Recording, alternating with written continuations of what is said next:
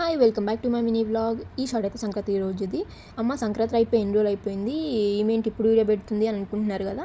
తప్పదు, ఏం చేద్దాం, ఇప్పుడు పెట్టాల్సి వస్తుంది. వీడియో ఉంది కాబట్టి అప్పుడు పెట్టాలి అనుకున్నా, కానీ ఆ వీడియో నేను మర్చిపోయాను కాబట్టి ఇప్పుడు పెట్టాల్సి వస్తుంది. ఎనీవేస్, సంక్రాంతి అంటేనే కైట్స్ కాబట్టి మేమైతే కైట్స్ ఎగరేసుకున్నాము.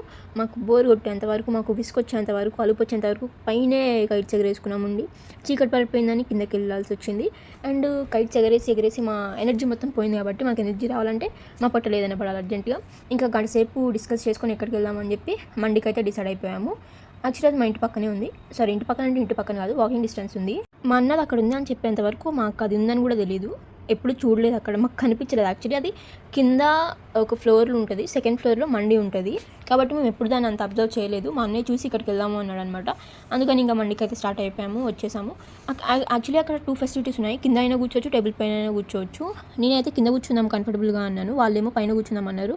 ఇంకా చేసేది ఏం లేక తిట్టుకుంటూ నేను పైన కూర్చున్నాను. మా ఆర్డర్ అయితే ఇంకా రాలేదు. ఒక సూప్ అయితే ఇచ్చారు, అది కొంచెం యావరేజ్గానే ఉంది. అది తాగుతూ ఫోన్ అయితే చూసాను, కొంచెం తాగి మీద పక్కన పెట్టేశాను.